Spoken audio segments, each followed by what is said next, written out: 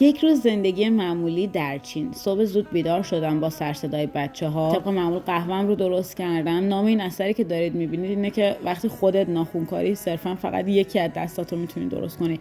شب قبل برای خودم گردو پلو درست کردم برای ناهار. صبحونه‌ام یه بیکن و تخم مرغ خوردم. امروز یه کلاس طولانی از ساعت 8 صبح تا ساعت 11:40 داشتم. سیستم کلاس‌ها اینجوریه که هر 40 دقیقه که سر کلاسی 10 دقیقه استراحت داریم. اومدم خونه، ناهارمو خوردم، یه استراحت ریزی کردم. انقدر دلم میخواست بیشتر بخوابم که نگو، ولی کتابخونه داشت منو صدا میزد. توی مسیر یه آیس کافی با گل یاس گرفتم که خیلی مزه جدید و باحالی بود.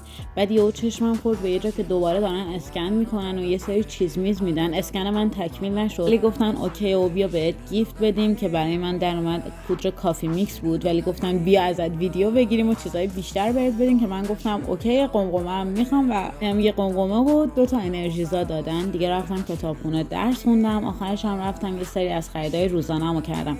اگر به زندگی توی چین علاقه داری حتما به پیجم سر بزن.